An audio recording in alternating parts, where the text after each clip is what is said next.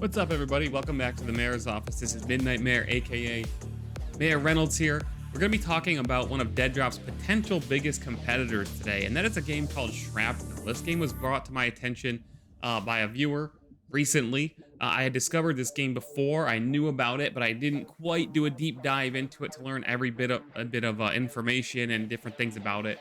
And a member of the Midnight Society founders said that they believe that this game is Deadrop's biggest competitor. So let's talk about what it is and why I actually think this game is nowhere near the league of Deadrop. And I want to get out ahead of this and say I'm going to critique this game. I'm going to try to do a deep dive, point out some red flags here. But if you're somebody who's backing Shrapnel, if you have confidence in the game, let me know in the comments why you have confidence in the game, why you think it's an interesting project. I'm not telling people not to touch this thing.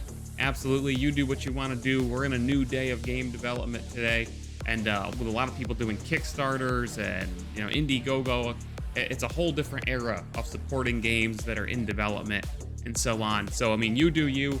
I'm going to give you my opinion on this game and why I don't think it's going to hold a candle to Deadrop, and I'm going to tell you why right now. So let's take a look at this. I'm going to show you the initial reveal trailer of Shrapnel while I talk. This is a game that is a extraction shooter. It's being built in Unreal Engine 5. And this is the initial debut trailer. Obviously, really cool sci-fi scale. The setup is almost a lot like Deadrop, really. It's instead of a climate war, so to speak, and space dust and towers, I believe the story is like meteors and such have started, or comets maybe, whatever this stuff is, you're seeing it right here, have started hitting Earth, and it's a valuable resource, okay? So all these people, soldiers, the players that you play as, hypothetically, they're going in, and your job is to get this stuff, extract. Obviously, there's going to be other people vying for it, and escape with these valuable resources, in addition to looting, gearing, and so on. This game is so it's essentially a blockchain extraction shooter. That's what they're promising. And they're promising right off the bat the ability to design and mint your own items and skins, cosmetics as NFTs, which is interesting, right? Like, okay, that sounds pretty cool. Not a lot of games, especially in the shooter space, that are allowing for that type of customization. Obviously, you can do a lot of stuff with, community created content is big, and it helps drive engagement and drive entire communities. So all that at face value sounds pretty intriguing at first, right? But then you start to look at this thing, and I mean, this trailer, of course, is pre-rendered. I never trust CG trailers. This isn't an in-engine trailer by any means.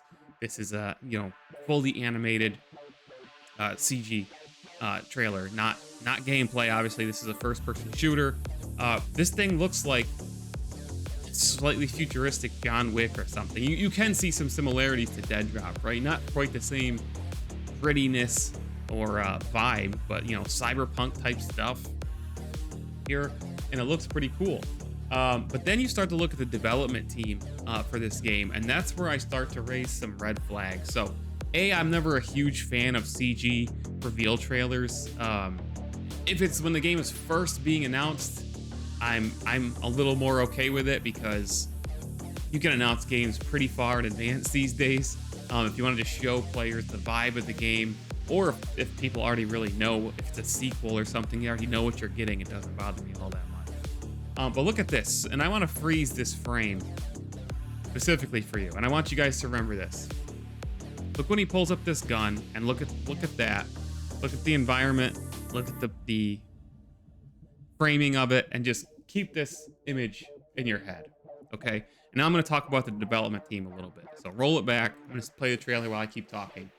The development team is quite large, but there's some oddities about this, and I don't mean this with any level of disrespect. So they talk a lot about winning awards, people on this team winning awards.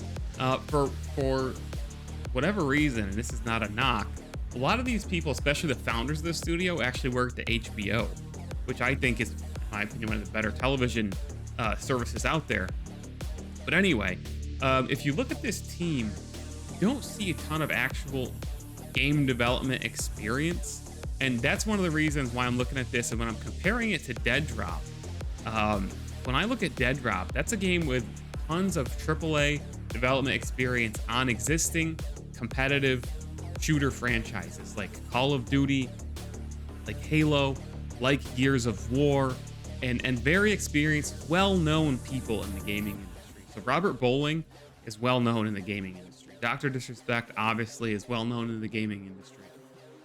Quinn Del Hoyo, well-known in the gaming industry. I believe he was creative director on Halo Infinite, worked on Halo, Gears of War, whole bunch of other people who've worked on Halo, Gears of War, and Call of Duty. Some of the biggest, not only, cinematic IPs, but competitive shooter games and franchises. Okay, when you look at this team at Shrapnel, so the studio head, was worked at HBO. Okay, I believe the gameplay lead worked on BioShock Infinite and a Spider-Man game at Treyarch quite a while ago.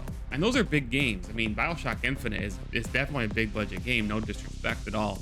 I liked BioShock Infinite. Not as good as BioShock, but AAA blockbuster game for sure. Not in the competitive space at all, but much different type of game. There's a bunch of other people who've worked at Irrational, which did BioShock and BioShock Infinite. Volition, EA. The director of the game apparently worked at Sucker Punch under PlayStation, which did Ghost of Tsushima, and the Infamous games. Again, two very big cinematic AAA games. Pretty well received as well, I might add. But not, competitive, or not a shooter, not in the extraction space, not in the battle royale space, not in the esports space, anything like that. The art director, from what I could find, worked on a game called Rocket Arena, which is a shooter, but the look of that game was much different than what I think they're going for with Shrapnel. So it's hard to say exactly where that could go. I mean, he did work on a relatively recent game, though. I actually thought Rocket Arena was really fun and underrated game, cool concept. Was sad to see it die the way that it did.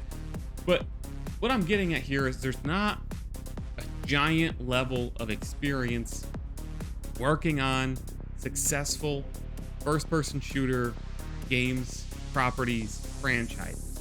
There's some people with definitely video game experience, but they seem to have a lot more people on the team who are, business, IT, tech, and those things are all important. Don't get me wrong. I'm just not seeing a huge level of experienced game developers. So I can be like, I know this guy. I know what this guy has done, what this girl has done, with this man, with this woman, so on and so forth. I know this name. They directed this game. They, whatever. I'm not seeing that with the Shrapnel team. Doesn't mean they can't make a great game, because brand new developers, the first time they make a game, can make something genius. You never know. I just personally have a lot more faith in a team that Midnight Society has built already and will continue to build.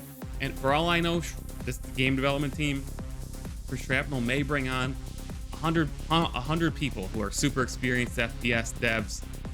You never know. Their website says, specifically name drops Halo, Call of Duty, and so on. But I'm not seeing the same level of transparency in a lot of these people's experience as we are from Midnight Society. I went through LinkedIn profiles to see what I could find with Shrapnel development team. It isn't as well communicated, and maybe that's just a case of, well, it's just not being as well communicated, but the experience is there. I don't know. I just think if it was there, they'd probably be championing it.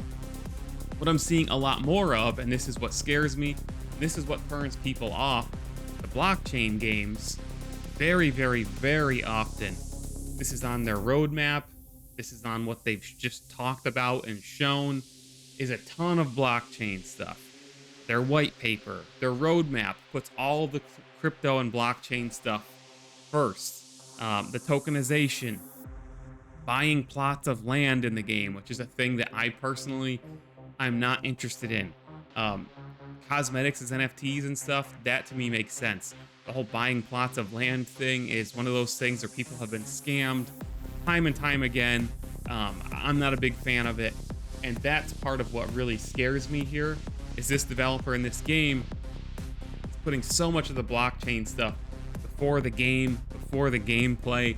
And I'm going to show you what they call as gameplay from this game in a minute. And I have some serious questions and some serious red flags here. And this is one of the reasons why I'm so much more confident in Deadrop and Midnight Society They are putting their game first. Deadrop is a game. We know it's a game. It exists. We are playing it while it's in development. We are getting unprecedented levels of access to it, which is what I think is needed for gamers to build confidence in blockchain games. Like, okay, this thing exists. I can play it now. I can contribute. I'm talking to the developers in Discord. They're doing interviews. They're being transparent. This is a actual product. It's fun. I enjoy it. The blockchain stuff is all just an extra level. And in Deadrop's case, you don't even need to participate in blockchain. You can play the game, and they're building a game that I think is going to be amazing with or without blockchain features. Okay. So now I want to take a look at the gameplay for this game. This is the video. And again, let me show you just to kind of get your... Here's this final shot of the cinematic trailer, which is all CG.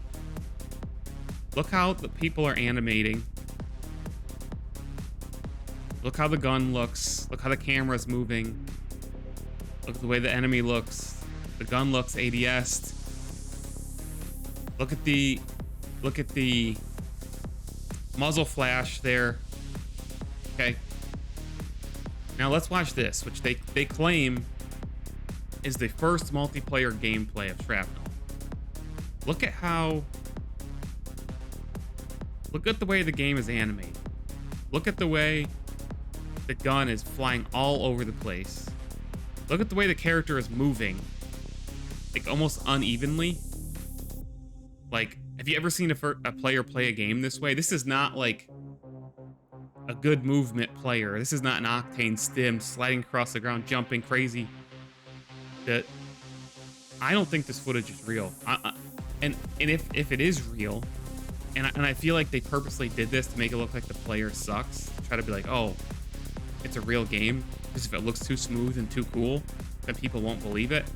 Why would you make this your first footage that you reveal?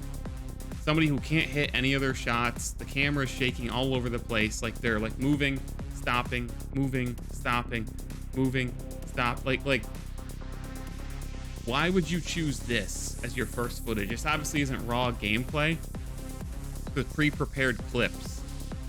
And I mean, just watch it again. This is, if you compare it to that shot I showed you guys earlier from the CG trailer, this absolutely looks pre-rendered. I don't know. I've never seen a game move this way. I've never seen a gun move that way. I've never seen a player even shoot that way. And the muzzle flash is huge, by the way, and distracting, even if this was actual gameplay. I'm not confident in this at all. I don't think this is the actual first gameplay of this game.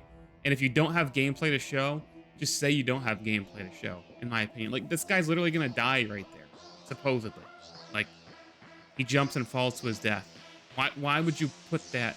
And I think they put that in there because, like, oh, it's actual gameplay, and the guy jumped and he's gonna fall to his death. When it's clearly not. I mean, you look at Deadrop. Watch Deadrop gameplay. That's an early game, right? That's a game that's in development.